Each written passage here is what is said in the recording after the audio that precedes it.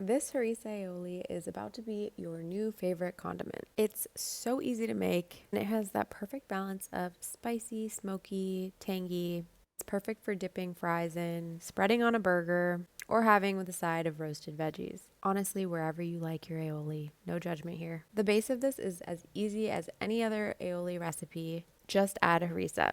So we're starting in a bowl with some mayo, and I highly recommend using a good quality mayo here. Don't cheap out on this because it's the base of the whole recipe.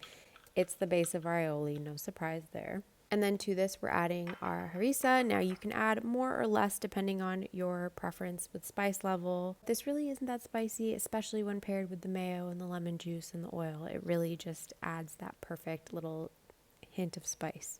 So then we're adding our lemon juice to really add some nice tang, and our olive oil, as well as a good sprinkle of salt and pepper. I like to go light here, and then you can always add more at the end. And then finally, we are grating in a couple cloves of garlic. Now you could do this minced if you prefer, but I find that grating it just helps to evenly incorporate it into the sauce, and then you're not ending up with big chunks of garlic in your aioli. And once that's added to the bowl, you're ready to just mix everything together. Now, maybe get a bigger bowl because obviously I'm having to be a little bit precious here. But you really can't mess this up. Just get it all whisked together, and you'll know that it's done when it looks creamy and light pink in color. It might feel like the oil isn't combining, but just trust me, keep whisking and it will all get incorporated beautifully. Now, once it is evenly combined, I do recommend giving it a taste and adding additional salt or pepper if you feel like it needs it. You can also add another squeeze of lime if you want to add a little bit more acidity, if you think it needs it again.